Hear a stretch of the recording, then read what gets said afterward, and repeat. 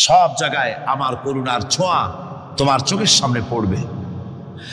الذي جعل لكم الأرض مهدا وجعل لكم فيها سبلا لعلكم تهتدون। আল্লাহ পাক যিনি জমিনকে, এই পৃথিবীকে তোমাদের জন্য বিছানার মতো বিছায় দিয়েছেন, আর বিচারণের জন্য সমতল পথ তৈরি করে দিয়েছেন। এই পৃথিবীটা তোমার জন্য কি সুন্দর করে আল্লাহ পাক একটা গালিচার মতো করে বিছায় দিয়েছেন, সবুজ ঘাস তাতে রয়েছে। এই পৃথিবীর মাটি আল্লাহ পাক মানুষের জন্য কি সুন্দর ঘাটিতে পরিণত করে দিয়েছেন। এই মাটি আল্লাহর রহমতটা দেখুন, একদিকে মাটি নরম, আবার এমন নরম নয় যে 10 তলা 20 তলা 50 তলা বিল্ডিং করলে পরে এর ভারের চোটে ভিতরে ঢুকে যাবে, এরকম নরম নয়। যেখানে যতটুকুন প্রয়োজন ফসল ফলাবার জন্য বৃষ্টি দিয়ে মাটি নরম করে ফসল ফলাবার ব্যবস্থা করা হয়। আবার বিল্ডিং তৈরি করার জন্য মাটি যেমন শক্ত হওয়া দরকার তেমন শক্ত আল্লাহ পাক করে দিয়েছেন। এখন তো 130, 35, 40 তলা পর্যন্ত, তারও বেশি তলা বিল্ডিং তৈরি হচ্ছে। আমি 135 পর্যন্ত উঠেছি আমেরিকায়, 135 তলা বিল্ডিং। এটা উঠতে 39 সেকেন্ড লাগে মাত্র। এখন এদের লিফটটা কি পাওয়ারফুল চিন্তা করে, সা করে একটা শব্দ হয়, আর আপনি দেখছেন যে 135 তলার ছাদের উপর উঠে গেছে। নিচের দিকে তাকাইলে মানুষগুলো ছাগলের ছাওয়ার মতো এতটুকু দেখা যায়, গাড়িগুলো পিঁপড়ার মতো দেখা যায়। এগুলি নতুন নতুন প্রযুক্তির মাধ্যমে তৈরি করা হচ্ছে। এখন এই বিশাল বিল্ডিং, এত ওজন, এই ওজন ধারণ করার জন্য মাটিকে আল্লাহ পাক ভারসাম্য, শক্তির ভারসাম্য দান করেছেন। এটাকে আল্লাহ পাক নরমও করেছেন আবার শক্তও করেছেন। এই মাটি, এই পৃথিবী আমাদের জন্য বিশাল এক নিয়ামত আল্লাহ পাক করে দিয়েছেন, ফসল ফলাবার জন্য, চলাফেরার জন্য। আবার এই মাটি যেন আপনাকে নিয়ে নড়াচড়া করতে না পারে। মাঝে মাঝে ভূমিকম্প হয় না? পৃথিবীতে ভূমিকম্প জোন যেগুলি আছে সেগুলি হচ্ছে Japan, China, turkey, Iran, America, এরকম বিভিন্ন দেশে ভূমিকম্পের জোন, এগুলি ভূমিকম্প এলাকা। আমাদের এসব দেশে ভূমিকম্প কম হয়, তবে ইদানিং একটু একটু শুরু হয়েছে। আল্লাহ যেন এই ভূমিকম্পের গজব থেকে আমাদেরকে বাঁচান। এত আস্তে আমিন বললেন কেন? আল্লাহ পাক কি প্রচন্ড ক্ষমতার মালিক। তিনি রহমত করে এ জমিনকে সুন্দর স্থিতি স্থাপক, একটা স্থিতিশীলতা করে দিয়েছেন। এই পৃথিবী যেন আমাদের নিয়ে নড়াচড়া করতে না পারে সেজন্য আল্লাহ পাক পাহাড় সৃষ্টি করেছেন। চট্টগ্রামে পাহাড় আছে না? রাঙামাটি, খাগড়াছড়ি, বান্দরবান পাহাড় আছে না? আছে। লোকেরা এই পাহাড়ের উপকারিতা বোঝে না, সমানে পাহাড় কাটে। যারা পাহাড় কাটেন তারা আত্মঘাতী কাজ করেন, তারা পৃথিবীর মানুষের ক্ষতি করেন। পাহাড় আল্লাহ পাক তৈরি করেছেন। আল্লাহ কোন জিনিস খেলতামাশার জন্য তৈরি করেন নাই। গতকাল এই আয়াতটি আমি পড়েছিলাম,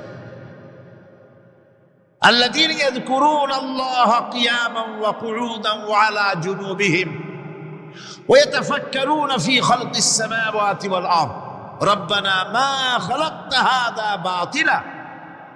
নিরর্থক করে আল্লাহ পাক কোন জিনিসকে তৈরি করেন নাই। আল্লাহ পাক এই পাহাড় সৃষ্টি করেছেন জমিনের ভারসাম্য রক্ষা করার জন্য। সেই পাহাড়গুলি কাটতেছে মানুষ সমানে, গাছ কাটতেছে সমানে, এতে করে প্রকৃতির ভারসাম্য নষ্ট হয়ে যাচ্ছে। এগুলি সব আল্লাহ পাকের রহমত, সবগুলি আল্লাহ পাকের নিয়ামত। খালি খালি আল্লাহ কিচ্ছু তৈরি করেন নাই। ব্যাংকগুলোরে জনমের মতো খাইয়া ব্যাংকের ব্যবসা করে, চীনের কাছে ব্যাংক বিক্রি করে এখন বাংলাদেশ মহাবিপদে পড়েছে। এখন ব্যাংক কোথায় পাওয়া যায় তাই তালাশ করে, কারণ এই ব্যাংকের উপকারিতা আগে জানা ছিল না। এত কীটনাশক ওষুধ ছড়ানো লাগতো না, কীটনাশক ওষুধ ছড়িয়ে জমিনের উর্বরা শক্তির 12টা বাজানো হচ্ছে। আল্লাহ পাক আপন কুদরতে আপন রহমতে অসংখ্য ব্যাংক তৈরি করে দিচ্ছে, যাতে করে অতিরিক্ত পোকামাকড় গুলিয়েরা ধরে ধরে খাইয়া ফেলে। আল্লাহ পাকের এগুলি কিভাবে নষ্ট করা হলো। আর এখন কীটনাশক ওষুধ দিয়ে সর্বনাশ করা। আর কীটনাশক ওষুধ আনা হচ্ছে ভারত থেকে, ইন্ডিয়া থেকে। ভারত থেকে কীটনাশক ওষুধ আর সার জানা হচ্ছে, তা দিয়ে বাংলাদেশের মাটির উর্বরা শক্তি আরো নষ্ট হচ্ছে। আপনারা জিজ্ঞেস করবেন চাষিদের কাছে কিভাবে নষ্ট হচ্ছে ঋণ। সুতরাং আল্লাহ পাক খেল তামাশায় বস্তু করে কিছুই তৈরি করেন নাই, সবগুলিকে আপন রহমতে তৈরি করেছেন মানুষের সৃষ্টি জগতের জন্য, যার দ্বারা মানুষ উপকৃত হতে পারবে। এই জন্য তিনি হচ্ছেন রহমান। বলেন তিনি কি? রহমান।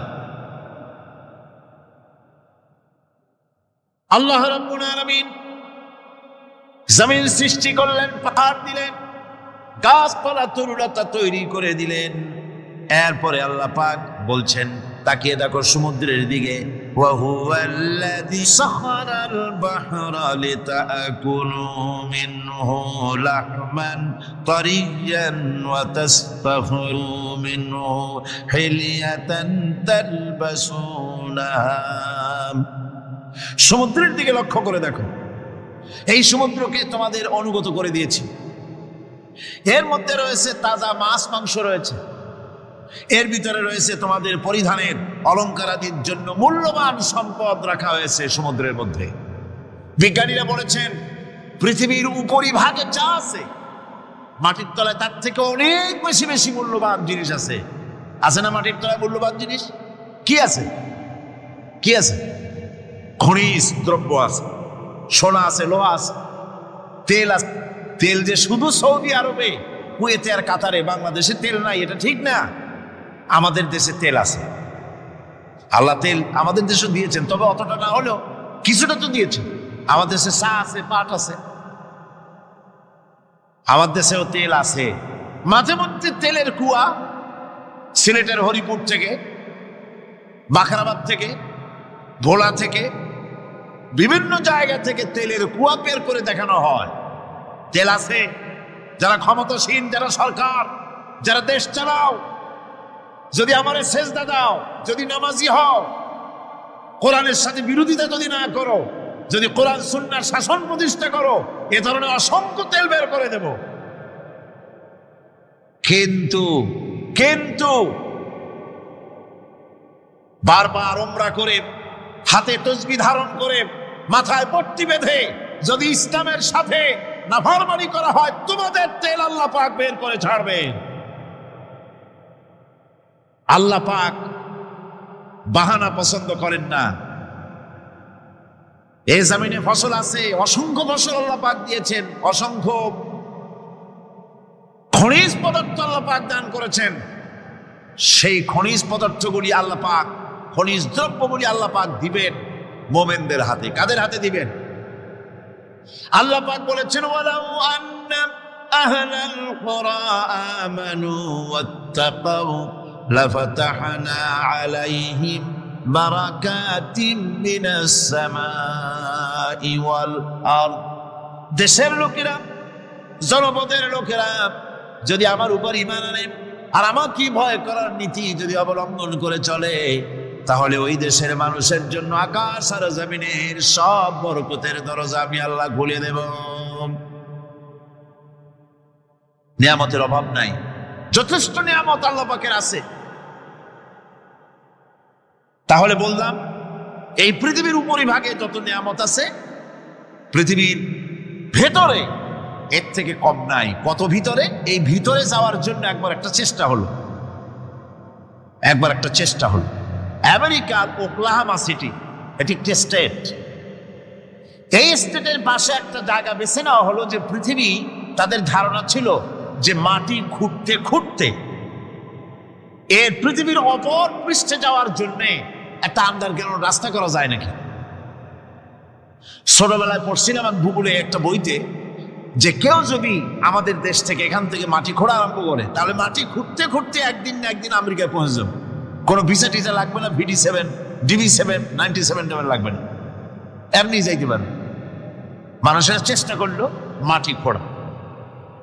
মাটি খুঁড়তে খুঁড়তে পৃথিবীতে এটাই ছিল প্রথম এই দুঃসাহসিক পরিকল্পনা। 6000 ফিট পর্যন্ত মাটি খনন করার পর কোনো কুলকিনারা করতে না পেরে তারা এই দুঃসাহসিক পরিকল্পনা ছেড়ে দিল।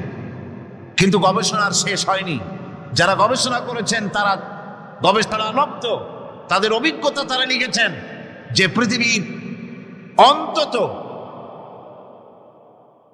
180 মাইল গভীর পর্যন্ত তাদের একটা আইডিয়া হয়েছে যে পৃথিবীর মাটির নিচে অসংখ্য খনিজ দ্রব্য রয়েছে, অসংখ্য নিয়ামত এই পৃথিবীর মাটির ভিতরে আল্লাহ পাক লুকায় রেখেছেন। ওর তলায় কি আছে বিজ্ঞানীদের মাথায় এখনো ঢোকে নাই। এই পৃথিবীর উপরে যা আছে ভেতরের থেকে আল্লাহ পাক বেশি রেখেছেন। এরপরে সমুদ্র, সমুদ্রের ভয়াল দৃশ্য দেখলে পরে মানুষের কলিজা ভীত, প্রকম্পিত, সন্ত্রস্ত হয়ে যায়। কথা ঠিক কিনা? যত বড় বাহাদুর হোক, সমুদ্রের ঢেউর মধ্যে যদি পড়ে, বাহাদুরি আর থাকে না। ঠিক কিনা কন? যতই বড় আল্লাহ নাই, কিন্তু সমুদ্রে গেলে আর অসুবিধা হয় না। সমুদ্রের ঢেউয়ের মধ্যে, এই সমুদ্র মহাসমুদ্রের ভিতরে আল্লাহ রাব্বুল আলামিন অসংখ্য রহস্য রেখে দিয়েছেন, যা আজও বিজ্ঞানীরা উদ্ঘাটন করতে পারেনি। এই মহাসমুদ্রের ভিতরে রয়েছে ম্যাগনেটিক পাহাড় পানির তলায়। যদি রাডারে ধরা না পড়ে জাহাজে, তাহলে এর রেঞ্জের ভিতরে আসলে এমন আকর্ষণে টেনে নেবে, পাহাড়ের সাথে লেগে টক করে লেগে জাহাজ চানাচুর হয়ে যাবে। এই মহাসমুদ্রের ভেতরে আল্লাহ পাক মাছ রেখেছেন, অসংখ্য মাছ রয়েছে, অসংখ্য ধরনের প্রাণী রয়েছে। আর তিনি এমন রহমান, প্রত্যেকটি প্রাণীর আবার আত্মরক্ষার জন্য হাতিয়ার তার সাথে সাথে দিয়ে দিয়েছেন। এক প্রকারের মাছ আমি নিজে দেখেছি সি ওয়ার্ল্ডে গিয়ে, এক প্রকারের মাছ আছে, সে যদি আক্রান্ত হয় তাহলে তার পেছনের দরজা থেকে এক প্রকারের লাভা, এক প্রকারের আটা জাতীয় জিনিস ছেড়ে দেয়। ওইটা পানি তড়িৎ গতিতে, আর পানি আশেপাশে পানিগুলি ইলেকট্রিফাইড হয়ে যায়। যে তাকে আক্রমণ করতে আসছে ইলেকট্রিক শক খেয়ে পালানো ছাড়ার পথ থাকে না। আবার আর এক প্রাণী, আর এক প্রকারের মৎস্য আছে যেগুলি আক্রান্ত হলে পরে সে তখন তার মুখ থেকে ব্লু রঙের, গাঢ় কালো রঙের এক প্রকারের কতগুলি লালা বের করে দেয়, তার আশেপাশে একদম কালো অন্ধকার হয়ে যায়, তাহলে আর কেউ দেখতে পারে না। এভাবে করে প্রত্যেককেই আত্মরক্ষার জন্য আল্লাহ পাক হাতিয়ার দিয়ে দিয়েছেন। সুবহানাল্লাহ। সেই সমুদ্রের ভেতরে এই ধরনের মৎস্যরাজি, বিরাট বিরাট প্রকাণ্ড প্রকাণ্ড প্রাণী আল্লাহ পাক সেখানে রেখেছেন। এরপরে এই সমুদ্রের মধ্যে রয়েছে মণিমুক্তা। আল্লাহ পাক বলছেন তোমরা পোশাক তৈরি করবে, তোমাদের স্ত্রীদের জন্য অলংকার আদি তৈরি করবে, সেজন্য ওর ভিতরে মণিমুক্তা মহামূল্যবান জিনিস এই সমুদ্রের ভেতরে আমি দিয়ে রেখেছি। আপন কুদরতে, আপন মেহেরবানিতে, কেউ আমার কাছে চায় নাই, আমি নিজের থেকে তোমাদের সমস্ত প্রয়োজন মিটিয়েছি, যা লাগবে সব জোগাড় করে দিয়েছি। এত নিয়ামত আল্লাহ পাক দিলেন, আল্লাহ পাকের বিনিময় কিছুই চান নাই। কিছু চাইছেন নাকি? বলেন কিছু চেয়েছেন? কিছুই চান না। দেখেন এই যে ঠান্ডা মৌসুম চলছে, এখন কি মৌসুম? শীতের মৌসুম। এই পৃথিবীটাকে আমরা, আমাদের একটা রুমকে যদি ঠান্ডা করতে চাই, তাহলে আমরা কি লাগাই? রুমে এসি লাগাই। প্রত্যেক মাসে বিল দেওয়া লাগে না? লাগে না? বিল দিতে হয়। একটা রুম এসি দিয়ে ঠান্ডা করতে প্রত্যেক মাসে 500, 1000, 2000, 2500 রুম হিসাবে এর ভাড়া দেওয়া লাগে, এর চার্জ দিতে হয়। এত বড় বিশ্বটা আল্লাহ পাক ঠান্ডা করে ফেলেছেন। কত বড় এসি প্লান্ট আল্লাহ পাকের, সুবহানাল্লাহ। কত বড় এসি আল্লাহ ছেড়ে দিয়েছেন। এখন ঠান্ডায় মানুষ, এখানে তো মানুষে গরম লাগে, সেই গরমে আপনারা আরাম পাচ্ছেন, যে গায়ের জামা টামা খুলে বেড়াইছে। ঠিক কিনা? মানুষের গরমও একটা গরম। তাহলে আল্লাহ রাব্বুল আলামিন এই যে ঠান্ডাটা দিলেন, মজার মৌসুম দিলেন, এই ঠান্ডার জন্য আমাদের কাছে কোনো বিল পাঠান নাই ফেরেশতার মাধ্যমে। শীতকালকে পরে ফেরেশতারা কি বিল নিয়ে আসছে নাকি যে শীতের মৌসুমে যে ঠান্ডা উপভোগ করেছো এটার জন্য বিল দিতে হবে? এবার দেখেন সূর্যের তাপ, সারা পৃথিবীতে যত উত্তাপ আছে ভালো করে বোঝেন, সারা পৃথিবীতে পেট্রোল জ্বালায় আগুন তৈরি করে, ডিজেল জ্বালায় আগুন তৈরি করেন, কাঠ জ্বালায় আগুন তৈরি করে। পৃথিবীর মানুষের হাতে আগুন জ্বালাবার, উত্তাপ সৃষ্টি করার যত রকমের টেকনোলজি আছে সব যদি একত্রিত করা হয়, সূর্য প্রতি সেকেন্ডে যে তাপ বিকিরণ করে পৃথিবীর জন্য, সারা পৃথিবীর সমস্ত মানুষ এক জায়গায় হইয়া কিয়ামত পর্যন্ত প্রচেষ্টা করিও ওই এক সেকেন্ডের তাপ তৈরি করতে পারবে? পারবে না। শুধু আল্লাহ রাব্বুল আলামিন যিনি বিরাট নিয়ামত রেখেছেন সব জিনিসের মধ্যে, এই নিয়ামতগুলি বুঝবে, এগুলি বুঝতে হবে। এই জন্য আল্লাহ রাব্বুল আলামিনের নবী বলেছেন, আল্লাহর সৃষ্টি জগতের উপরে, তার সৃষ্টি নৈপুণ্যতার উপরে কেউ যদি গবেষণা করে, চিন্তা করে একটা ঘন্টা, আল্লাহ পাক তার আমলনামায় 60 বছরের নফল ইবাদতের সওয়াব লিখে দিবেন। কি সোজা কথা। চিন্তা করতে হবে, গবেষণা করতে হবে আল্লাহ পাক কি নিয়ামত দিয়েছেন। ওয়ামা বিকুম মিন নি'মাতিন ফামিনাল্লাহ। যত নিয়ামত আমরা পেয়েছি সব কার কাছ থেকে? জোরে সোরে চিল্লা এখন, কার কাছ থেকে? সমস্ত নিয়ামত এসেছে আল্লাহ পাকের কাছ থেকে। আল্লাহ রাব্বুল আলামিন বলেন তিনি হচ্ছেন রহমান। ওয়াল্লাহু জাআলা লাকুম মিন বুয়ুতিকুম সাকানান ওয়া জাআলা লাকুম মিন জুলুদিল আনআমি বুয়ুতাম।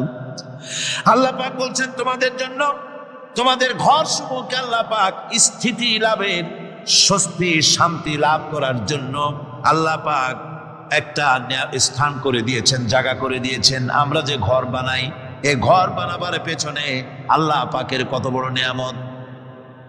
ঘর একটা বানাতে হলে খুঁটি লাগবে। খুঁটি কোত্থেকে আসছে বলেন? কোত্থেকে? গাছের থেকে খুঁটি পেয়েছেন। কিসের থেকে পেয়েছেন? গাছ কা। শুধু খুঁটিতে ঘর হবে না, এরপরে খুঁটি হয়ে গেল, চাল লাগবে। চাল দেবেন কি দিয়ে?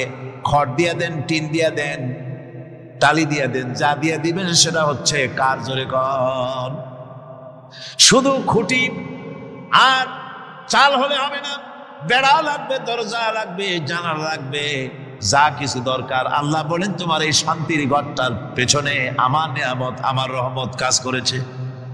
আবার শীত প্রধান দেশে যেখানে বিল্ডিং এও কাজ হবে না, যেখানে ঘর বানাতে হলে কাঠখড়ির ঘর দিয়েও কাজ হবে না, এত প্রচন্ড শীত, সেইখানে আল্লাহ পাক পশুর চামড়া দিয়ে ঘর বানাবার জন্য মানুষের মাথায় আল্লাহ পাক বুদ্ধি দান করে দিয়েছেন। আল্লাহ পাক বলছেন জুলুদিল আনআমি বুয়ুতা, চামড়া দিয়ে ঘর তৈরি করা হয়। এস্কিমোরা করে, দেখে আসবেন, চামড়া দিয়ে ঘর তৈরি করা হয়। আল্লাহ পাক এই পশু দিয়ে মানুষের এত উপকার করছেন। তিনি রহমান। এই রহমত থেকে পৃথিবীর কেউ বঞ্চিত নয়। সমস্ত প্রাণী সমূহকে আল্লাহ পাক এই বিরাট নিয়ামত দান করেছেন। একটি মানুষ যতই সংকীর্ণ হোক,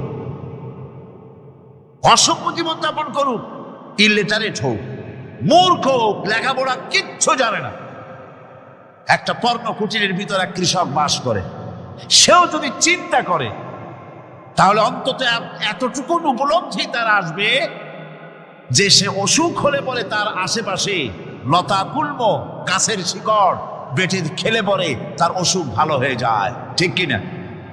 এখন তো অসুখ ভালো হওয়ার জন্য কোনো অসুবিধা নাই, কোনো সমস্যা নয়। পত্রিকার ভিতরে অ্যাডভার্টাইজ আসতেছে, স্ট্যাম্পের উপরে লিখে দেব আখিরি লেখা, বিশ্বব্যাপী চ্যালেঞ্জ। মেয়ে লোকও চ্যালেঞ্জ দিতেছে, পুরুষও দিতেছে, পাগলও দিচ্ছে, ছাগলও দিচ্ছে,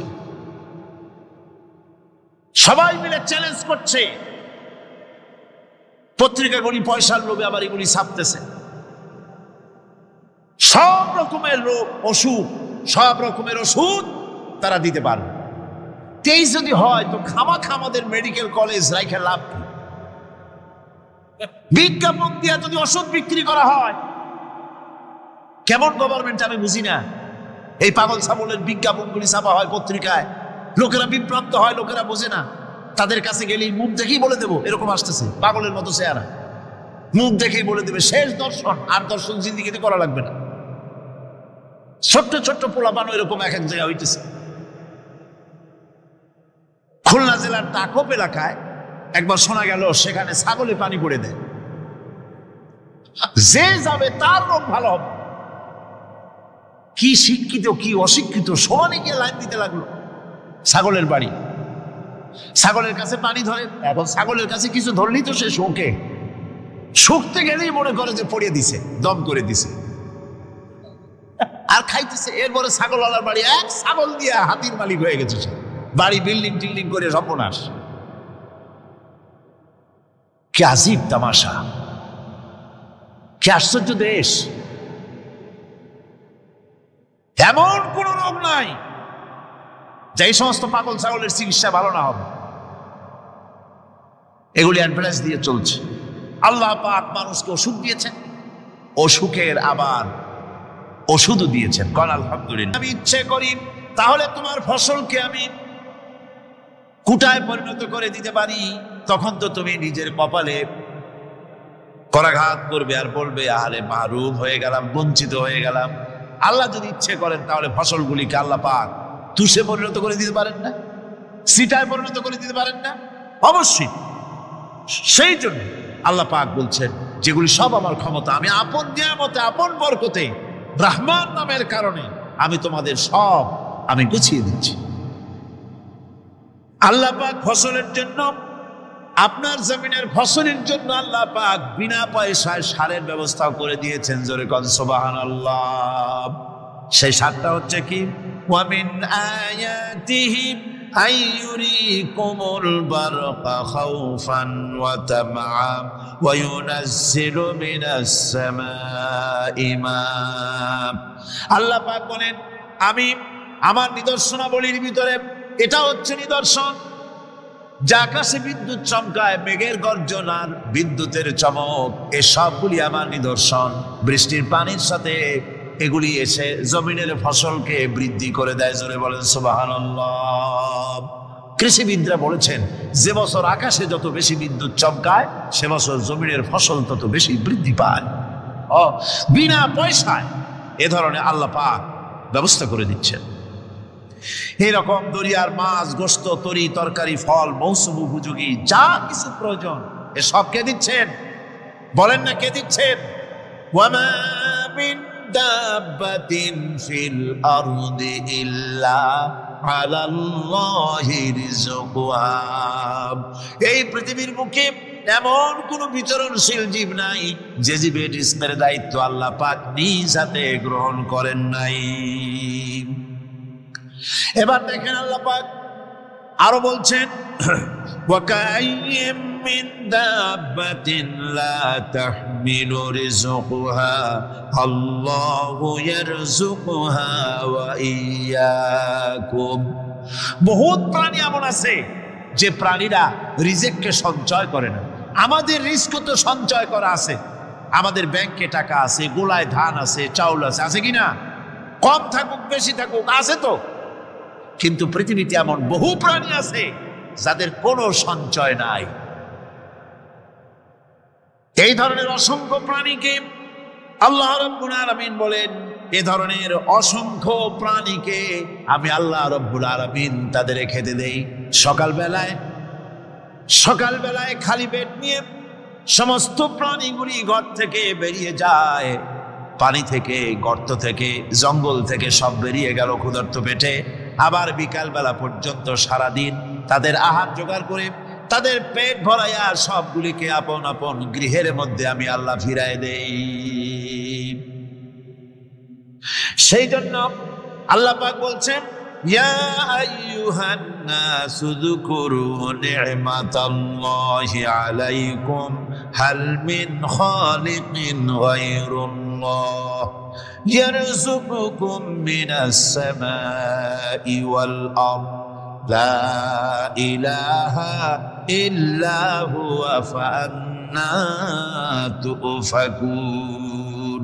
হে মানব সকল, স্মরণ করো আল্লাহ পাকের সেই নিয়ামতের কথা, যে নিয়ামত ওই আল্লাহ ছাড়া কে আছে। তোমাকে আকাশ থেকে রিজকের ব্যবস্থা করেন, যিনি তোমাকে খাওয়ার দাওয়ার ব্যবস্থা করেন, তিনি ছাড়া কেউ নাই এই পৃথিবীর বুকে, আকাশ এবং জমিনে। তিনি এক এবং একক। ওয়া ইলাহুকুম ইলাহুন ওয়াহিদ লা ইলাহা ইল্লা হুয়ার রাহমানুর রহিম। তিনি হচ্ছেন তোমাদের ইলাহ, তিনি এক, তিনি একক। সুতরাং তিনি হচ্ছেন পরম দাতা এবং বিশেষ নিয়ামত যিনি দেন, পরম দাতা এবং দয়ালু। কোরআনে কারিমে যখনই আমরা বলেছি আলহামদুলিল্লাহি রাব্বিল আলামিন, আল্লাহ পাক খুশি হয়েছে। প্রশ্ন হয়েছে তার কি আরো কোন গুণ আছে? জবাবে বলেছি আর রহমানির রহিম, তিনি পরম দাতা, তিনি দয়ালু। সুবহানাল্লাহ, তিনি রহিম। পরকালে কিয়ামতের ভয়াবহ দিনে বান্দার জন্য তিনি রহিম হবেন। দুনিয়ায় বাড়িত উন্মুক্ত হস্তে সকলকে দিচ্ছেন, আর কিয়ামতের দিন আল্লাহ পাক রহিম হবেন তার বান্দাদের জন্য।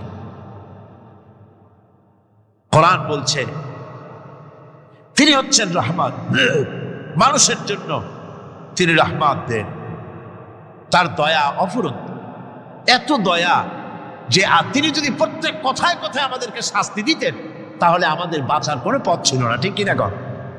কোরআনে কারীমে আল্লাহ পাক বলেছেন ওয়া আসাবাকুম মিন মুসিবাতিন ফাবিমা কাসাবাত আইদিকুম ওয়া ইয়াফু আন কাসীর।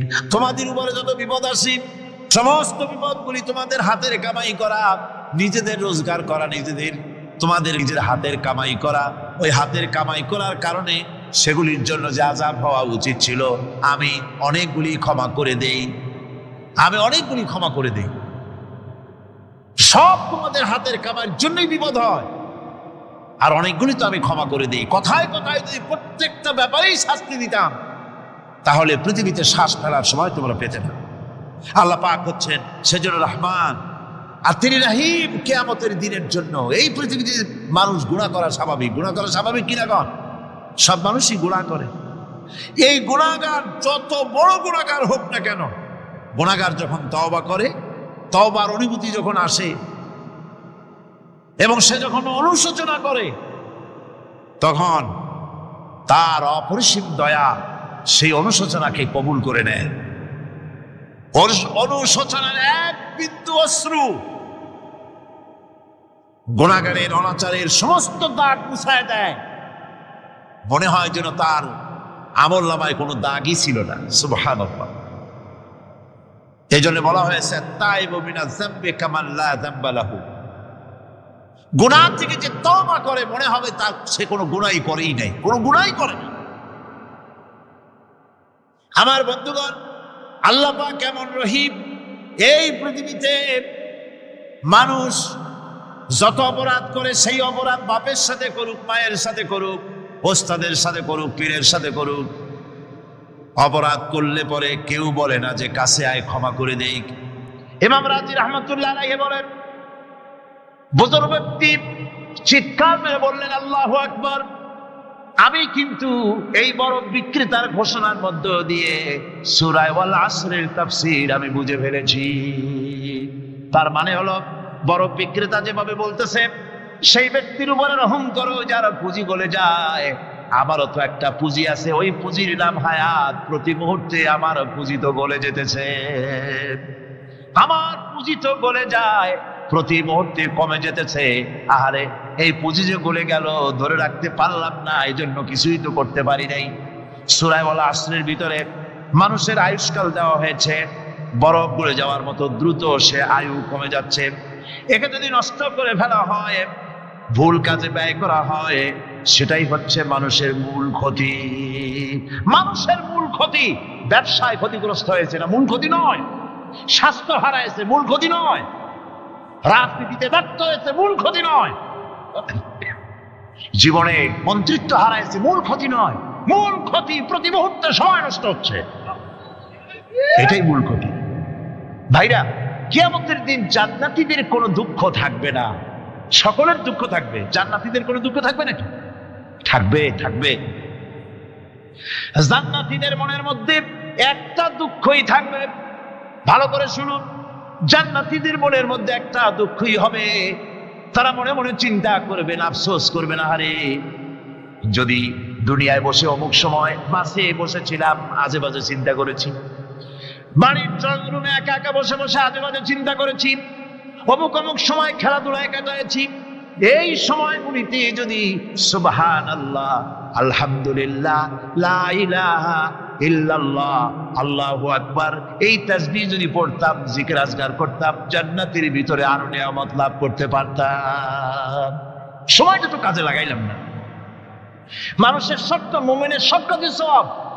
ওয়াকুলু লিন্নাসি হুসনা, মানুষের সঙ্গে ভালো ভালো কথা কও, মানুষের সঙ্গে হাসি মুখে কথা কও। একজনের সাথে হাসি মুখে কথা বললেন, আপনার একটা সদকা দেওয়ার মতো সমান সওয়াব আমলনামায় লেখা হয়ে গেল। ভালো ভালো কাম করো। আমার তো মনে হয় যে সূরা ওয়াল আসর, এটা যেন একটা ঝিনুকের মধ্যে আল্লাহ পাক আটলান্টিক মহাসাগর, প্রশান্ত মহাসাগর, সবগুলি মহাসাগর একটা ঝিনুকের মধ্যে আল্লাহ পুরি দিয়েছেন। মানুষের সাফল্য এবং কল্যাণ, তার ধ্বংস এবং সর্বনাশের পথ কোথায় তা এ কোরআন বলে দিয়েছে। সফলতা কিসে আসবে, ধ্বংস কিসে আসবে, এ কথা আল্লাহ কোরআনে বলে দিয়েছে। আমি আজকে এই সূরা বেছে নিলাম এই কারণে, আমরা চলছি ধ্বংসের দিকে। কোন দিকে যাচ্ছি বলেন না, কোন দিকে? আমার তো মনে হয় হেমিলেনের সেই বংশীবাদক যেন বাঁশি বাজিয়ে চলছে, আর গোটা জাতি তার পেছনে সমুদ্রে ডুবে মরার জন্য অগ্রসর হচ্ছে। আমাদের হায়াত তো বাড়ছে না, বরং হায়াত প্রতি মুহূর্তে কি হচ্ছে? লোকেরা বলে হায়াত বাড়ে, হায়াত তো বাড়ে না। হায়াত কি হয়? জন্মের পরের থেকে আমার জন্য রিজার্ভ আছে যতটুকু, 50 বছর বাঁচবো, 60 বছর বাঁচবো, যতটুকু হায়াত আমার জন্য নির্ধারিত করা আছে, নির্ধারণ করা আছে, প্রতিদিন একদিন একদিন করে কমে যেতেছে। এজন্য আমি বলি, আমার বাড়িতে যে ঘড়িটা আছে, এই ঘড়িটা বেলা 1টার সময় ঢং করে একটা আওয়াজ দেয়, শ্রোতাকে শুনিয়ে দেয়, বাড়িওয়ালা তোমার জীবনের মূল্যবান হায়াত থেকে 1 ঘন্টা কমাইয়া দিলাম। 2টার সময় 2টা ঘন্টা লাগায় শোনায় দিল, বান্দারে তোমার জীবনের মূল্যবান সময় থেকে 2টি ঘন্টা কমে গেল। এমনি করে 3 গেল, 5 গেল, বছর গেল, আমাদের হুঁশ হলো না। সময় চলে গেল তাস খেলে খেলে, সময় চলে গেল আমাদের খেলাধুলা করে, শয়তানি বদমাশি করে। সময় কতটুকু পেলাম? কিয়ামতের দিন, বিচারের দিনটা যেটা হবে, আল্লাহ রাব্বুল আলামিন বলেন বিচারের দিনটাই লম্বা হবে 50 আলফা সানা মিম্মা তাউদ্দুন। বিচারের দিনটা লম্বা হবে কত বছর? 50,000 বছর। কত বছর? দুনিয়ায় যেভাবে তুমি হিসাব করো, দুনিয়ার গণনা অনুযায়ী হাসরের বিচারের দিনটা হবে 50,000 বছরের মতো লম্বা। এক কিতাবে দেখেছি, তিনি লিখেছেন হিসাব করে, কিয়ামতের ওই দিনটার হিসাবে 50,000 বছর একটা দিন লম্বা। ওই হিসাবে পৃথিবীতে যারা 60 বছর বাঁচলো, সে যেন আখেরাতে 2 মিনিট দুনিয়ায় বাঁচলো। চিন্তা করেছে? মাত্র 2 মিনিট। 60 বছর যারা হায়াত পেল, 2 মিনিট বাঁচলো। এই 2 মিনিটের জন্য কত হাঙ্গামা, কত মারধর, কত সন্ত্রাস, ক্ষমতার জন্য লড়াই, হ্যান করেঙ্গে ত্যান করেঙ্গে, লাঠি কে আন্দার মুগুর ভরেঙ্গে, শক্তির ঠেলায় অস্থির। আমার বন্ধুগণ, সময় চলে যাচ্ছে স্রোতের মতো করে, কারোর জন্য সময় অপেক্ষা করতেছে না। আমাদের মৃত্যু প্রতি মুহূর্তে কাছে চলে আসতেছে। এই জন্য শায়ের বলেছেন, আগাহ আপনি মৌত সে কোই বশর নেহি, আগাহ আপনি মৌত সে কোই বশর নেহি, সামা সো বরস কে হ্যাঁ পল কি খবর নেহি। মৃত্যু সম্পর্কে আমাদের কারো জানা নাই, যে কোনো মুহূর্তে মৃত্যু আমাদের কাছে এসে যেতে পারে। মৃত্যু সম্পর্কে কিছুই জানা নাই, অথচ প্রতি মুহূর্তে আমরা মৃত্যুর দিকে এগিয়ে চলছি। মাল সামান 100 বছর কি ধরে খাবো তাও জমা করে রেখেছি, কিন্তু 1 মুহূর্তের খবর নাই। মা ফিরে এসেছি, বাড়ি যেতে পারবো নিশ্চয়তা নাই। আছে? বলেন আছে? আপনি বাড়িটাও ভালো, বসেছেন, দাঁড়াতে পারবেন, এই নিশ্চয়তা আছে? নাই। সুতরাং সূরাটিতে সময়ের উপরে কসম করে মূলত সময়ের অপরিসীম গুরুত্ব সম্পর্কে আল্লাহ পাক মানুষকে বুঝাই দিতেছেন। সময়ের দাম দাও। আমাদের সময় চলে যায় গান শুনতে শুনতে, আশ্চর্য মলম বিক্রি করা দেখতে দেখতে, তাস পাশা খেলতে খেলতে সময় চলে যায়, কেউ খেয়াল করে না। সময় বলতে অতীত কালও হতে পারে, আবার বর্তমানও হতে পারে। আর বর্তমান কাল কোনো কালই না, বর্তমান কাল কোনো কাল নয়। প্রতি মুহূর্তে ভবিষ্যৎ এসে বর্তমান হয়, আর প্রতি মুহূর্তে বর্তমান কি হয়? অতীত হয়ে যায়। বর্তমান কাল বলে কোনো কাল নেই, প্রতি মুহূর্তে অতীত হয়ে যাচ্ছে। এই যে আমি মাহফিলে বসছিলাম প্রথম এসে, ওইটা কি এখনো বর্তমান আছে? এই যে বর্তমান কথা বলছি, এটা অতীত হয়ে যাচ্ছে। সুতরাং বর্তমান কাল নাই। আল্লাহ পাক ওয়াল আসরের সময়ের কসম করে বলছেন। যদি আমরা চিন্তা ভাবনা করি তাহলে আমরা লক্ষ্য করব আমাদের আসল মূলধন সময়। আসল মূলধন কি? জীবনের আসল মূলধন কি? সময়। ইমাম রাজি রহমতুল্লাহ আলাইহি এই পর্যায়ে এক বুজুর্গের ব্যক্তির কথা তিনি আলোচনা করেছেন। তিনি বলেছেন যে একটা লোক, তিনি সূরা ওয়াল আসর এর ব্যাখ্যা তিনি বুঝতেছিলেন না। ব্যাখ্যাটা এই মাথার মধ্যে ঘুরপাক খাচ্ছিল ব্যাখ্যাটা। একবার তিনি বাজারে ঢুকলেন, তারপরে তিনি শুনতে পেলেন বাজারের এক প্রান্ত থেকে একজন চিল্লায় বলতেছে, সেই ব্যক্তির উপরে রহম করো যার পুঁজি গলে যায়, সেই ব্যক্তির উপরে রহম করো যার পুঁজি গলে যায়। উনি চিন্তা করেন পুঁজি এবার গলে কেমন। উনি দৌড়ে গেলেন, যায় দেখেন যে যে ব্যাটা চিল্লাচ্ছে সে হচ্ছে বরফ বিক্রেতা। কি বিক্রেতা? বরফ, বরফ, আইস। এখন এই বরফ বিক্রেতা সে চিল্লায় বলতেছে, সেই ব্যক্তির পরে রহম করো যার পুঁজি কি গলে যায়। সূর্যের তাপ বাড়তেছে আর বরফ গলে যাচ্ছে। সে বোঝাতে চাচ্ছে যে আমার এই বরফটা জমাট থাকা অবস্থায় তোমরা কেউ কেনো, যেহেতু আমার পুঁজিটা এর মধ্যে আমি ইনভেস্ট করেছি। এটা যদি পানি হয়ে যায় তো পানি তো কেউ কিনবে না, এটা তো যেখানে সেখানে পাওয়া যায়। বরফ পাওয়া যায় না বলেই তো আমি বরফ কিনে আনছি। তোমরা আমার প্রতি দয়া করো, তাড়াতাড়ি করে বরফটা কিনে নিয়ে যাও। ইমাম রাজি রহমতুল্লাহ আলাইহি বলেন, বুজুর্গ ব্যক্তি চিৎকার মেরে বললেন, আল্লাহু আকবার, আমি কিন্তু এই বরফ বিক্রেতার ঘোষণার মধ্য দিয়ে সূরা ওয়াল আসরের তাফসীর আমি বুঝে ফেলেছি। তার মানে হলো বরফ বিক্রেতা যেভাবে বলতেছে সেই ব্যক্তির উপরে রহম করো যার পুঁজি গলে যায়, আমারও তো একটা পুঁজি আছে, ওই পুঁজির নাম হায়াত। প্রতি মুহূর্তে আমার পুঁজি তো গলে যেতেছে, আমার পুঁজি তো গলে যায়, প্রতি মুহূর্তে কমে যেতেছে। আহারে, এই পুঁজি যে গলে গেল ধরে রাখতে পারলাম না, এই জন্য কিছুই তো করতে পারি নাই। সূরা ওয়াল আসরের ভিতরে মানুষের আয়ুষ্কাল দেওয়া হয়েছে, বরফ গলে যাওয়ার মতো দ্রুত সে আয়ু কমে যাচ্ছে। একে যদি নষ্ট করে ফেলা হয়, ভুল কাজে ব্যয় করা হয়, সেটাই হচ্ছে মানুষের মূল ক্ষতি। মানুষের মূল ক্ষতি ব্যবসায় ক্ষতিগ্রস্ত হয়েছে না, মূল ক্ষতি নয়। স্বাস্থ্য হারাইছে, মূল ক্ষতি নয়। রাজনীতিতে ব্যর্থ হয়েছে, মূল ক্ষতি নয়। জীবনে মন্ত্রিত্ব হারাইছে, মূল ক্ষতি নয়। মূল ক্ষতি প্রতি মুহূর্তে সময় নষ্ট হচ্ছে, এটাই মূল ক্ষতি। ভাইরা, কিয়ামতের দিন জান্নাতীদের কোনো দুঃখ থাকবে না, সকলের দুঃখ থাকবে। জান্নাতীদের কোনো দুঃখ থাকবে নাকি? থাকবে, থাকবে। জান্নাতীদের মনের মধ্যে একটা দুঃখই থাকবে। ভালো করে শুনুন, জান্নাতীদের মনের মধ্যে একটা দুঃখই হবে।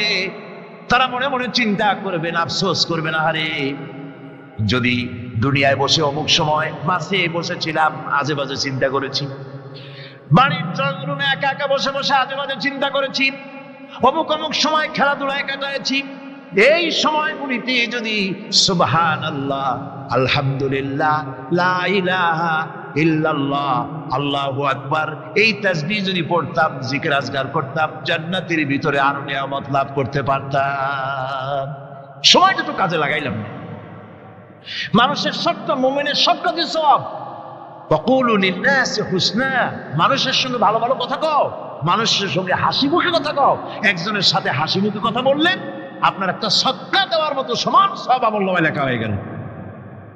ভালো ভালো কাম করো। বন্ধুগণ, সময় দ্রুত গতিতে চলে যাচ্ছে, মানুষের জীবন ক্ষতিগ্রস্ত হচ্ছে। ক্ষতি থেকে বাঁচতে পারবে 4টা গুণ যার মধ্যে আছে, বাকি সব ক্ষতিগ্রস্ত হয়ে যাবে। আমার ভাইয়েরা, এই কথাগুলি বলে আল্লাহ পাক যেন এরকম একটা দৃষ্টান্ত দিলেন। আপনি যদি পরীক্ষার হলে গিয়ে দেখেন ছাত্ররা পরীক্ষা দিতেছে, পরীক্ষার জন্য নির্ধারিত সময় কতটুকু? 3 ঘন্টা। 3 ঘন্টা। 3 ঘন্টা। হযরত ইউনূস আলাইহিস সালাম মাছে তারে গিলে ফেলে দিল। হতাশায় তিনি হার্ট ফেল করেন নাই। মাছের পেটের মধ্যে যদি কেউ চলে যায়, বেরিয়ে যাওয়ার জন্য কোনো ব্যাকডোর আছে নাকি? পালাবার কোন রাস্তা আছে? মাছের পেটের জানালা দরজা আছে কিছু? কিছুই নেই। তিনি হতাশ হলেন না।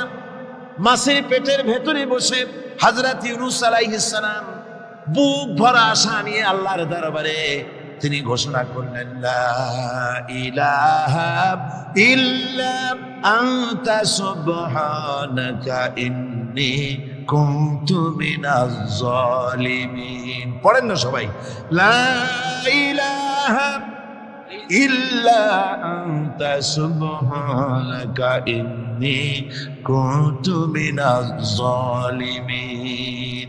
হযরত ইউনূস আলাইহিস সালাম বললেন, আল্লাহ তুমি ছাড়া কোনো ইলাহ নাই, তোমার পবিত্রতা ঘোষণা করছি, আমি জালিমদের অন্তর্ভুক্ত হয়ে গেছি।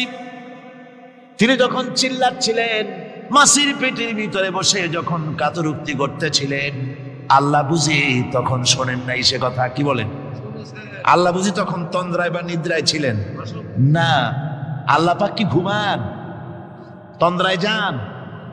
লা তাখুযুহু সিনাতুন ওয়ালা নাওম। আল্লাহ রাব্বুল আলামিন বলেন, কোন তন্দ্রা বা নিদ্রা আল্লাহ রাব্বুল আলামিনকে স্পর্শ করে না।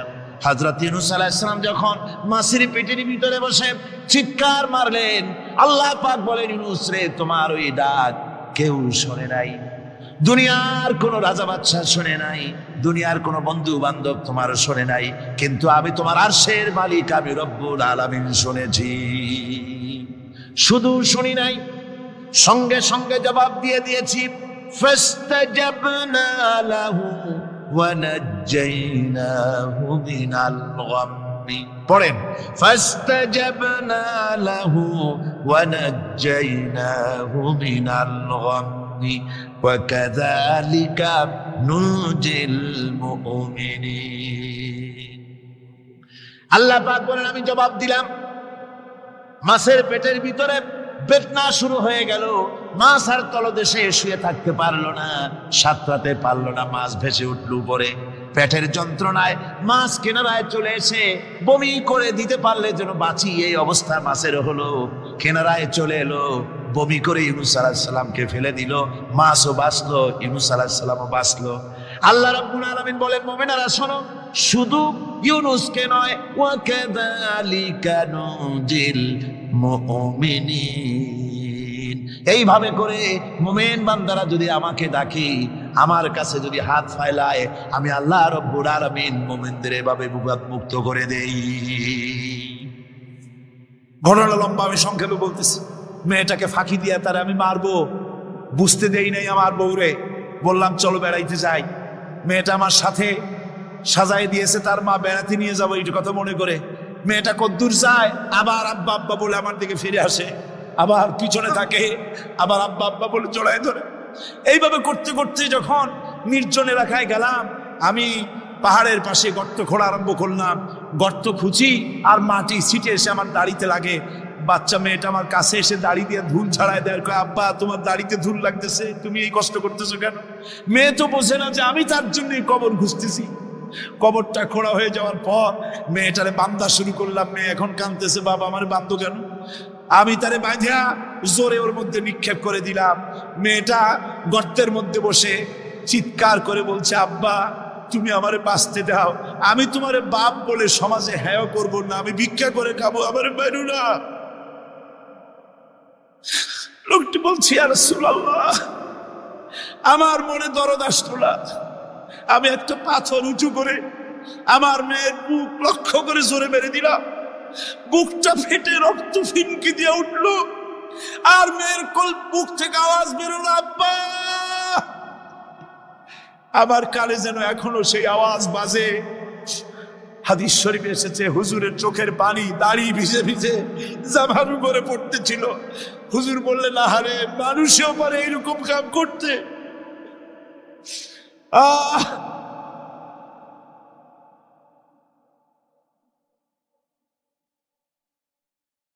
পৃথিবীতে নারীর যখন কোনো সম্মান ছিল না, মর্যাদা ছিল না, সেই সময় আমার রাসূল, আমার বিশ্বনবী নারীদেরকে সম্মানের হাত ধরে গর্তের ভিতর থেকে উঠাইয়া রানীর সিংহাসনে বসাইয়া দিলেন।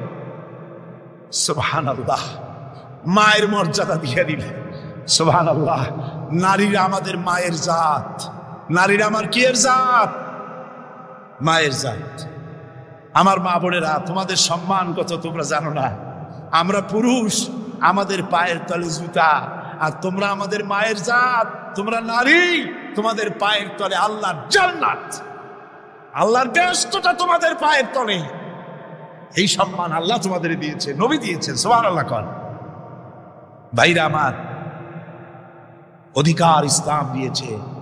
বিবাহ যখন হয়, এই বিবাহের সময় এজেন্ট আনতে হয়। আর বিবাহ হচ্ছে বিবাহ বৈঠক। এজেন্ট আনার জন্য ওই যে কি জানি কয়, ম্যারেজ রেজিস্ট্রার বা মৌলবি সাহেব, কার অনুমতি আগে নেয়? বলেন কার অনুমতি? তাহলে অধিকার ইসলাম পুরুষে দিল না মেয়ে লোকের দিল? আগে মেয়ে লোকের কাছে যাও, মেয়েটাকে জিজ্ঞেস করো সেই বিবাহে রাজি আছে কিনা।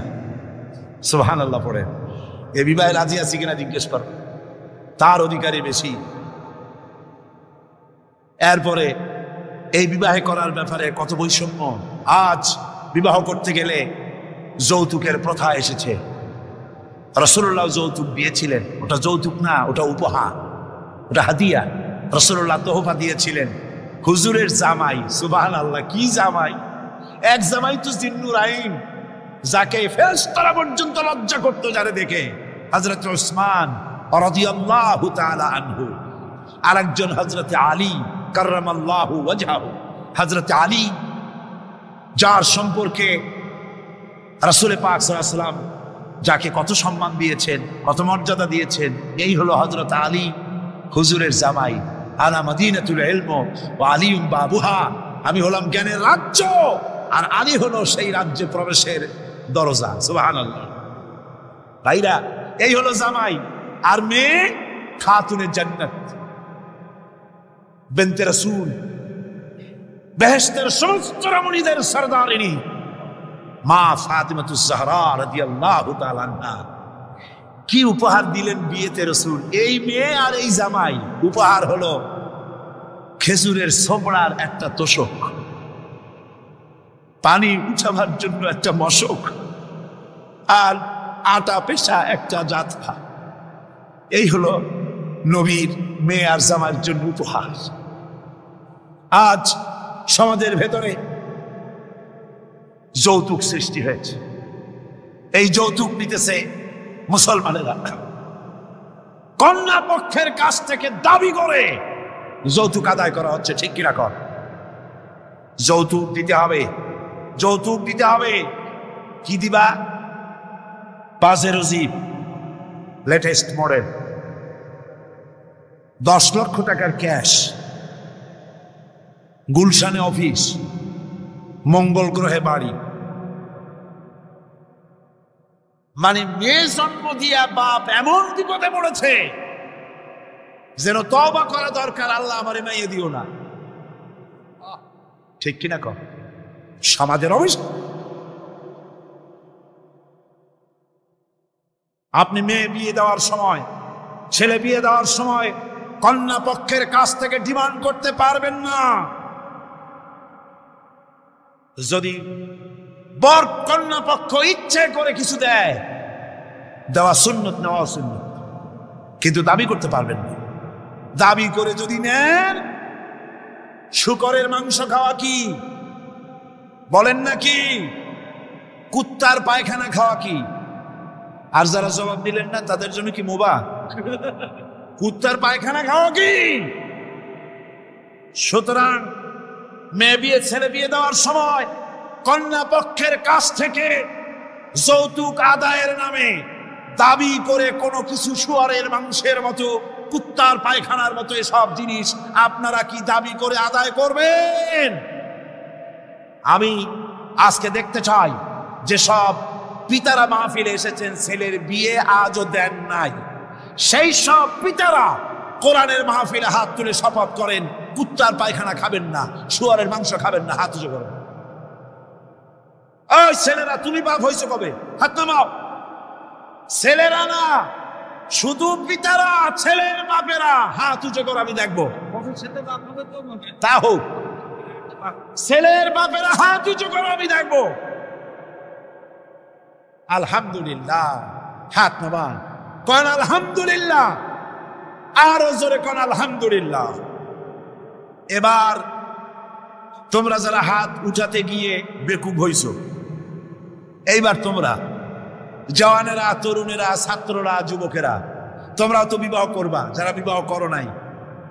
বিয়ে করার সময় তোমার এই চিন্তা করা দরকার, টেলিভিশন, গাড়ি, ক্যাশ, সবকিছুর চাইতে বেশি মূল্যবান তোমার স্ত্রী। ঠিক কিনা? ঠিক কিনা? সেই স্ত্রী হবে তোমার কাছে বেশি মূল্যবান। দাবি করে কিছু নিতে পারবা না। যদি শ্বশুর একটা ঘড়ি দেয়, সুমা খাইয়া হাতে লাগায় নিয়ে আসবে। যদি একজোড়া জুতা দেয়, 14 গোষ্ঠীর কপাল মনে করে নিয়ে আসবা। শেরওয়ানি দিল, আলহামদুলিল্লাহ বলে গায়ে দিয়ে নিয়ে আসবা। তোমার তো তৃপ্তি হওয়া উচিত। আমার শ্বশুর, আমার শাশুড়ি, তার 18 বছর, 20 বছর, 22 বছরের কলিজার নিংড়ানো স্নেহকে উজাড় করে দিয়ে তার কলিজার টুকরা মেয়েটাকেই তো দিয়ে দিয়েছে আমাকে। এর থেকে টেলিভিশন বেশি, রেডিও বেশি, গাড়ি বেশি, বাড়ি বেশি?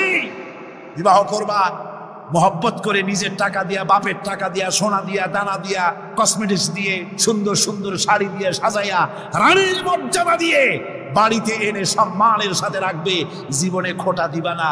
বলি বড় দুঃখে, এই জন্য বলি, আমার দেশে একটা যৌতুকের ঘড়ির জন্য, একটা যৌতুকের রেডিওর জন্য, 100 টাকার জন্য আমার দেশে স্বামীরা স্ত্রীকে গলা টিপে হত্যা করেছে। এরা মানুষটা জানো। সুতরাং যুবকেরা, বীর চট্টলার, বীর মুজাহিদ, তরুণ যুবক, তোমরা যারা বিয়ে করনি, ওয়াদা করো যৌতুক ছাড়াই বিবাহ করবে। কারা হাত উঁচু করে দেখো।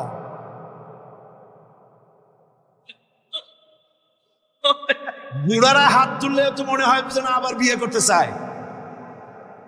বুড়ারা না, জওয়ানেরা, জওয়ান, বসো বসো বসো বসো। আলহামদুলিল্লাহ, জোরে কোন আলহামদুলিল্লাহ, আরো জোরে কোন আলহামদুলিল্লাহ। আমি তো দাঁড়াইতে বলি নাই, আমি তো দাঁড়াতে বলি নাই। বাইরে দাঁড়ালেন কেন? বলছি দোয়া কবুলের লাভ, দোয়া করিয়া যান।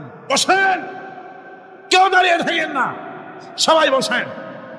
আর জোরে সোরে একটুখানি দরুদ শরীফ পড়েন। সালাতুনিয়া রাসূলুল্লাহ আলাইকুম সালামুনিয়া হাবিবাল্লাহ আলাইকুম। মোহব্বত দিয়ে কোন সালাতুনিয়া হয়ে গেল। স্বামী স্ত্রীর ভিতরে মোহব্বত হতে হবে। একটা জিনিস মাঝখানে আমি বলে নেই, সেটা হলো এই শাশুড়ি আর পুত্রবধূর ঝগড়া, সাপে নেউলে অবস্থা, একটা চিরন্তন অবস্থা। অবশ্য এগুলি চিত্তগঙ্গে নাই, আছে আছে। শাশুড়ি মনে করে ছেলে যখন বিয়ে করলো, হায় রে হায়, এত কষ্ট করে ছেলেটারে মানুষ করলাম, পুরা ছেলেটারে দখল করে ফেললো বউ। আমি শাশুড়িরা যারা আসছেন আজকের মাহফিলে, শাশুড়িদের উদ্দেশ্যে বলি, নিজের মেয়ের হাজারো অপরাধ সহ্য হয়, পুত্রবধূর এক চুল পরিমাণ অপরাধ আপনার সহ্য হয় না। এটা ঠিক নয়। আপনি পুত্রবধূকে নিজের মেয়ের মতো দেখুন, আর পুত্রবধূরা তাও নিজের শাশুড়িকে মায়ের মতো দেখুন। আর মনে মনে ভাবুন, চিরকাল আপনি পুত্রবধূ থাকবেন না, আপনিও শাশুড়ি হবেন। আপনার শাশুড়িকে যদি মায়ের মতো যত্ন আপনি করেন, তাহলে আপনার পুত্রবধূর কাছ থেকে আপনিও মায়ের যত্ন পাবেন। আর এই ঝগড়া যদি থাকে সংসার কিছুতেই ভালো থাকতে পারে না। গেল শাশুড়ি পুত্রবধূ। এবার স্বামী স্ত্রী। স্বামী স্ত্রীর ভিতরে মহব্বত আল্লাহর এক নিয়ামত, কোন আলহামদুলিল্লাহ। হযরত আয়েশা সিদ্দিকা রাদিয়াল্লাহু তাআলা আনহা বলেছেন, রাসূলুল্লাহর ঘরের ভিতরে কোনো দৌলত ছিল না, কিন্তু ঘরটা মহব্বত দিয়ে ভরা ছিল। আমি গ্লাসে পানি পান করে গ্লাসটা যখন রেখে দিতাম, যেখানে আমি ঠোঁট লাগাইয়া পান করতাম, আমার নবী গ্লাসের সেই জায়গায় পা মুখ লাগাইয়া পানি পান করতেন।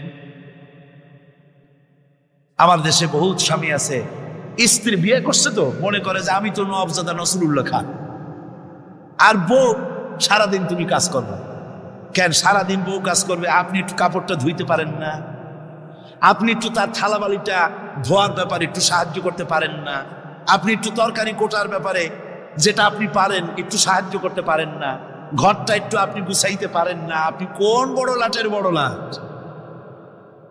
এবার শুনুন রাসূলুল্লাহর আচরণ। হযরত আয়েশা বলেছেন, আল্লাহর নবী দিনের কাজ করে যখন ঘরে ক্লান্ত শ্রান্ত হয়ে ফিরেছেন, এসে দেখেছেন আমার রান্না তখনও শেষ হয় নাই।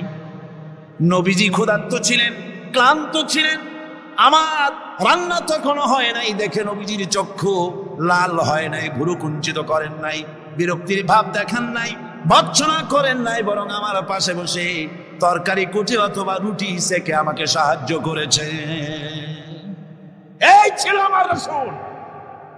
নারীদের প্রতি সহনশীল হও, নারীদেরকে সম্মান করো।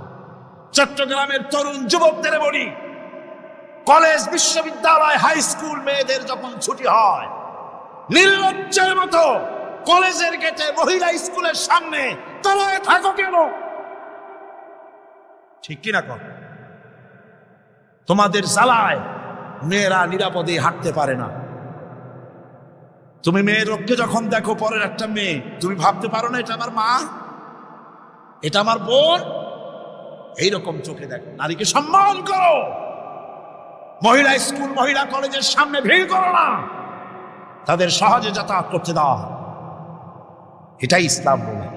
বউকে সাহায্য করো, স্ত্রীকে সম্মান করো, মর্যাদা দাও, সমান অধিকার। তবে এক জায়গায় স্বামীর অধিকার একটু বেশি। সেটা কোথায়? তিরমিজি শরীফের হাদিসে এসেছে, একবার আল্লাহর নবী এক পাহাড়ি এলাকা থেকে যাচ্ছিলেন, জঙ্গলের এক উট এসে নবীজির পায়ের উপরে সেজদায় পড়ে গেল, পায়ের উপরে চুমো খেলো। সাহাবায়ে কেরাম বললেন, ইয়া রাসূলুল্লাহি, পাহাড়ের উট হুজুরের পায়ে সেজদা দিয়া ধন্য হয়ে গেল। হুজুর যদি অনুমতি দিতেন, আমরাও হুজুরের কদমে সেজদা দিয়া ধন্য হয়ে যেতাম। নবীজি বলেন, মানুষ মানুষকে সেজদা করা হারাম। আমি যদি মানুষকে সেজদা করার জন্য যদি পারমিশন দিতাম, তাহলে দুনিয়ার সমস্ত স্ত্রীদেরকে বলতাম তারা যেন তার স্বামীর সেজদা দেয়। স্বামীর মর্যাদা এখানে বেশি। রাসূলুল্লাহ আরো বলেছেন, কোন স্ত্রীর মউত হয় যদি এমন অবস্থায় যে তার স্বামী তার প্রতি খুশি ছিলেন, আল্লাহ রাসূল বলেছেন মেয়ে লোকটি সোজা আল্লাহর জান্নাতে চলে যাবে। স্বামীর মর্যাদা এখানে বেশি। স্বামীকে লক্ষ্য রাখতে হবে, উভয়ের অধিকারের প্রতি যত্নশীল হতে হবে। এরপরে যখন সে মা হয়ে গেল, আমার বন্ধুগণ, নারী যখন মা হয়ে গেল, মর্যাদা তখন তার এত বেড়ে গেল। রাসূলের কাছে প্রশ্ন হলো, হুজুর খেদমত করবো কার? হুজুর বলেন, তোমার মায়ের, তারপরে কার? তোমার মায়ের, তারপরে কার? তোমার মায়ের, তারপরে কার? তোমার পিতার। পিতার চাইতে মায়ের মর্যাদা কয় গুণ হলো? 3 গুণ হয়ে গেল। রাসূলুল্লাহ 3 গুণ বাড়ায় দিলেন। সুতরাং আমি বলি আপনাদেরকে, মা আপনার বড় পীর, বাপ আপনার বড় পীর, কোনোদিন ভুলে যাবেন না। কথাটা বারবার বলি আমি, যত জায়গায় মাহফিলে যাই, আমি ওলামারা সবাই বলেন, আমিও বলি, সব জায়গায় মানুষকে স্মরণ করায় দেই, আপনার কাছে আপনার মা বাপের চাইতে বড় পীর আর নাই। কারণ পীর সাহেবের দোয়া যতই আপনি ওলিয়ে কামেল বলেন, যতই হুজুর কেবলা বলেন, তার দোয়া কবুল আপনার জন্য হতেও পারে, নাও হতে পারে। 50-50 কথা ঠিক কিনা কন? কিন্তু রাসূলুল্লাহ গ্যারান্টি দিয়েছেন 3 জনের দোয়া অবশ্যই কবুল হয়ে যাবে। তার ভিতরে একজন হলো মাজলুম, যদি দোয়া করে কবুল হবে, একজন হলো মুসাফির, দোয়া কবুল হবে, আর একজন হলো মা বাপ যদি দোয়া করে আল্লাহর দরবারে, আল্লাহ রব্বুল আলামিন অবশ্যই দোয়া মঞ্জুর করে নেবেন। মা বাপের কাছে দোয়া চাও। ভাইরা, মনে কিছু করবেন না, আপনি আপনার হুজুর কেবলারে দাওয়াত করিয়া বিরিয়ানি খাওয়াবেন, খুশি করতে পারবেন না, যেহেতু এর আগে উনি আর এক জায়গা দিয়া 4-5 পদের বিরিয়ানি খাইয়ে আসছে। আপনি হুজুরের 5,000 টাকা দিয়ে খুব খুশি করতে পারবেন না, যেহেতু হুজুর আর এক বড় লোকের কাছ থেকে 50,000 টাকা হাদিয়া পাইছে। আপনি একটা শাল দিয়ে হুজুরকে খুশি করতে পারবেন না, যেহেতু অনেক দামি শাল হুজুরকে আর একজনে হাদিয়া দিয়েছে, ঠিক কিনা? কিন্তু আপনি যদি আপনার মা কি এই বেদানার দিনে বাজারে বাজারে পথে ঘাটে বেদানা পাওয়া যায়, আঙ্গুর পাওয়া যায়, ভালো ভালো ফল পাওয়া যায়, এগুলো কিনে নিয়ে মায়ের কাছে বসে বেদানা খুঁড়ে, মা কথা বলতে পারে না, বুড়ি হয়ে গেছে, মায়ের কাছে বসে মায়ের মুখে যদি তুলে দেন, আল্লাহর আরো খুশি হয়ে যাবে, দোয়া মঞ্জুর হয়ে যাবে। হযরত বাইজিদ বুস্তামি ওই ঘটনা কে না জানে, রাতের আধারে পানির জন্য চাইলেন, ছেলে পানি পাইল না, ছোট্ট মানুষ, পানি আনতে কোথায় চলে গেল, এসে দেখে মা ঘুমানো, পানি নিয়ে দাঁড়ানো, রাত চলে গেছে, ফজরের পর দেখে ছেলে কাঁপে, হাতে পানি। বাবা তুমি কাঁপো কেন? গ্লাস নিয়ে বলল, মা গভীর রাত্রে পানি চেয়েছিলেন, দিতে পারি নাই, বহু দূর থেকে পানি এনে দেখি ঘুমায় গেছো, তা তুমি ঘুমাও নাই কেন? ঘুমাইলাম না মা, আবার যদি পানি চান সময় মতো যদি দিতে না পারি আপনার কষ্ট হবে, সেই জন্য পানি নিয়ে আমি দাঁড়ায় আছি। বাইজিদের মা বাইজিদের হাতের থেকে পানি নিয়ে পান করে, কম্বলটা গায়ে দিয়া বাচ্চারে শোয়াই দিয়া উজু করে ফজরের নামাজ পড়ে সেজদায় গিয়া মায়ের চোখের থেকে পানি পড়ছে। মা বলে, রব্বুল আলামিন, আমি বাইজিদের মা, আমি যতই গুনাহগার হই না কেন, মায়ের দোয়া বাচ্চার জন্য কবুল হয় বলে তোমার হাবিব বলেছেন। আমার ছোট্ট বাইজিদ আমার জন্য যা করেছি, আমার কলিজা ঠান্ডা হয়ে গেছে। রব্বুল আলামিন, তুমি আমার বাইজিদকে সুলতানুল আরিফিন বানাইয়া দাও। দোয়া মঞ্জুর, সুবহানাল্লাহ। ভাইরা, খবরদার ভুল করবেন না, আপনার সবচাইতে বড় পীর আপনার মা বাবা। সবচাইতে বড় পীর কে? মা বাবা। আমি এবার বোনেদের ব্যাপারে, আমার বোনেদের ব্যাপারে শেষ কথা বলবো। ইসলাম আপনাকে অধিকার দিয়েছে লেখাপড়া করার, প্রশাসনিক দায়িত্বশীল হওয়ার অধিকার আছে, আর্মিতে যাওয়ার অধিকার আছে, সব অধিকার আছে পুরুষের। যত অধিকার ইসলামী রাষ্ট্রে আপনার তত অধিকার, কোনোটা খাটো নাই, তবে ক্ষেত্র ভিন্ন, পর্দার সাথে থাকতে হবে। রাসূলুল্লাহ, আল্লাহ পাক বলেছেন, এমন একটা চাদর পরো যেই চাদরটা পরলে মাথাটা, গলাটা, বুকটা ঢেকে যায়। কোনোদিন ভুলে যাবেন না, কথাটা বারবার বলি আমি, যত জায়গায় মাহফিলে যাই, আমি, ওলামারা সবাই বলেন, আমিও বলি, সব জায়গায় মানুষকে স্মরণ করায় দেই, আপনার কাছে আপনার মা বাপের চাইতে বড় পীর আর নাই। কারণ পীর সাহেবের দোয়া যতই আপনি ওলিয়ে কামেল বলেন, যতই হুজুর কেবলা বলেন, তার দোয়া কবুল আপনার জন্য হতেও পারে, নাও হতে পারে, 50-50, কথা ঠিক কিনা কর। কিন্তু রাসূলুল্লাহ গ্যারান্টি দিয়েছেন 3 জনের দোয়া অবশ্যই কবুল হয়ে যাবে। তার ভিতরে একজন হলো মাজলুম, যদি দোয়া করে কবুল হবে, একজন হলো মুসাফির, দোয়া কবুল হবে, আর একজন হলো মা বাপ যদি দোয়া করে আল্লাহর দরবারে, আল্লাহ রাব্বুল আলামিন অবশ্যই দোয়া মঞ্জুর করে নেবেন। মা বাপের কাছে দোয়া চাও। ভাইরা, মনে কিছু করবেন না, আপনি আপনার হুজুর কেবলারে দাওয়াত করিয়া বিরিয়ানি খাওয়াবেন, খুশি করতে পারবেন না, যেহেতু এর আগে উনি আর এক জায়গা দিয়া 4-5 পদের বিরিয়ানি খাইয়ে আসছে। আপনি হুজুরকে 5,000 টাকা দিয়ে খুব খুশি করতে পারবেন না, যেহেতু হুজুর আর এক বড় লোকের কাছ থেকে 50,000 টাকা হাদিয়া পাইছে। আপনি একটা শাল দিয়ে হুজুরকে খুশি করতে পারবেন না, যেহেতু অনেক দামি শাল হুজুরকে আর একজনে হাদিয়া দিয়েছে, ঠিক কিনা? কিন্তু আপনি যদি আপনার মাকে এই বেদানার দিনে বাজারে বাজারে পথে ঘাটে বেদানা পাওয়া যায়, আঙ্গুর পাওয়া যায়, ভালো ভালো ফল পাওয়া যায়, এগুলো কিনে নিয়ে মায়ের কাছে বসে বেদানা খুঁড়ে, মা কথা বলতে পারে না, বুড়ি হয়ে গেছে, মায়ের কাছে বসে মায়ের মুখে যদি তুলে দেন, আল্লাহর আরো খুশি হয়ে যাবে, দোয়া মঞ্জুর হয়ে যাবে।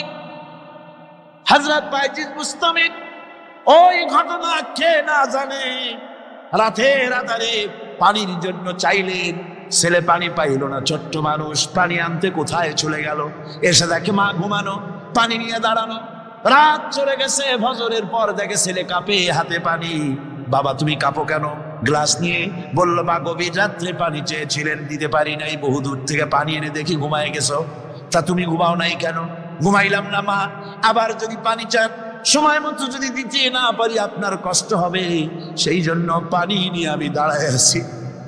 বাইজিদের মা বাইজিদের হাতের থেকে পানি নিয়ে পান করে, কম্বলটা গায়ে দিয়া বাচ্চারে শোয়াই দিয়া উজু করে ফজরের নামাজ পড়ে সেজদায় গিয়া মায়ের চোখের থেকে পানি পড়ছে। মা বলে, রব্বুল আলামিন, আমি বাইজিদের মা, আমি যতই গুনাহগার হই না কেন, মায়ের দোয়া বাচ্চার জন্য কবুল হয় বলে তোমার হাবিব বলেছেন। আমার ছোট্ট বাইজিদ আমার জন্য যা করেছি, আমার কলিজা ঠান্ডা হয়ে গেছে। রব্বুল আলামিন, তুমি আমার বাইজিদকে সুলতানুল আরিফিন বানাইয়া দাও। দোয়া মঞ্জুর। সুবহানাল্লাহ। ভাইরা খবরদার ভুল করবেন না। আপনার সবচাইতে বড় পীর আপনার মা বাপ। সবচাইতে বড় পীর কে? আমি এবার আমার বোনেদের ব্যাপারে শেষ কথা বলবো। ইসলাম আপনাকে অধিকার দিয়েছে লেখাপড়া করার, প্রশাসনিক দায়িত্বশীল হওয়ার অধিকার আছে, আর্মিতে যাওয়ার অধিকার আছে, সব অধিকার আছে পুরুষের।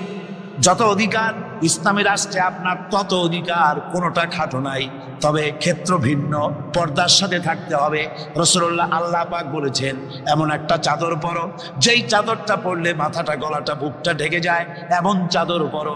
ব্যাংকে চাকরি করা যাবে, অফিসে চাকরি করা যাবে, কলেজে বিশ্ববিদ্যালয়ে চাকরি করা যাবে, ব্যবসা করা যাবে, সব করা যাবে। তবে পর্দার ভিতরে থেকে বেপর্দা হলে পরে জাহান্নামে যাওয়া লাগবে। জোরে কর নাউজুবিল্লাহ। পর্দার সাথে আপনাদের থাকতে হবে। আমার মা বোনেরা চাদর পরেন, বোরখা পরেন, বোরখার চাদর ছেড়ে দিন না। দেখবেন একটা জিনিস লক্ষ্য করেন, বোরখা নাই, মাথার চুল ছেড়ে দিয়ে লিপস্টিক লাগাইয়া মেকআপ পরে, তারপরে যদি কোনো দোকানে যান মার্কেটিং করতে, সেলসম্যান দেখেই কবে, আপা আসেন আসেন, বাবি সাহেব আসেন। আর যদি একটা বোরখা পরে যান, বলবে খালাম্মা বসেন। একটা অজানা একটা পুরুষ আপনারে আপা কইলো, ভাবি কইলো, এতে মজা না? আপনাকে খালাম্মা বলে সম্মান করলো, সম্মান কোনটায়? সুতরাং বোরখা পরেন, চাদর পরেন। ইসলাম আপনাকে যে বোরখা পড়তে বলেছে, চাদর পড়তে বলেছে, আপনার সম্মানের জন্য, আপনার মর্যাদার জন্য। মা বোনদের ব্যাপারে সর্বশেষ কথা, অনেকের বাড়িতে চাকর চাকরানি থাকে, কাজের মেয়েরা থাকে, কাজের ছেলেরা থাকে, থাকে না? থাকে না? অনেক বাড়িতে কাজের মেয়ে লোক, কাজের লোক থাকে, কিন্তু গৃহকর্ত্রী এই কাজের লোকগুলির উপরে, চাকর চাকরানির উপরে এত জুলুম করে যে জুলুম মধ্যযুগেও ছিল না। ঠিক কিনা? কোথায় কোথায় মারধর করে, নিজেরা যা খায় তার থেকে নিম্নমানের খাবার দেয়, ভালো শোবার পায় না, ভালো খাবার পায় না। আর মার তো আছে। আমার মা বোনেরা, তিরমিজি শরীফের হাদিস শুনুন। আল্লাহর নবী বলেছেন, শ্রমিকের উপরে, কাজের লোকদের উপরে যে অত্যাচার করবে, অধিকার আদায় করবে না, কিয়ামতের দিন সে আল্লাহর জান্নাতে যেতে পারবে না। আপনি যতই নামাজ রোজা করেন, আল্লাহর দরবারে জান্নাতে যাওয়া যাবে না, যেহেতু আপনি জুলুম করেছেন কাজের লোকদের প্রতি, শ্রমিকদের প্রতি। শ্রমিকের প্রতি জুলুম করা যাবে না। মা বোনদের কথা শেষ। এবার আমি বলবো, এই বীর চট্টলার যুবকদের ব্যাপারে কথা বলবো। ও যুবকেরা, ও তরুণেরা, আমি যখন বললাম বিনা যৌতুকে বিবাহ করবে কারা, প্রথমে বলেছিলাম ছেলের বাপেরা হাত তোলেন, তো দেখা গেল হাত উঠলো খুবই কম। ঠিক কিনা? তার মানে হলো ছেলের বাপ, বেশি বয়সের লোক এখানে আসছে কম। যখন বললাম অবিবাহিত যুবকেরা হাত তোলো, তখন আমার মনে হয় 95% হাত উঠেছে। কম সুবহানাল্লাহ। 80 অথবা 90 পর্যন্ত হাত উঠেছে। তাহলে বোঝা গেল কি, জওয়ানেরা এসেছে বেশি। জোরে কম সুবহানাল্লাহ। এই জন্যই খাদানিদের কলিজায় আগুন, নির্মূলীদের কলিজায় আগুন। যুবকেরা মাহফিলে যায় কেন? ওরা আবার ঘৃণা দিবস পালন করে। সবাই আসতেছে, গোটা জাতি তোমাদের বিরুদ্ধে বমি আর পায়খানা দিবস পালন করবে।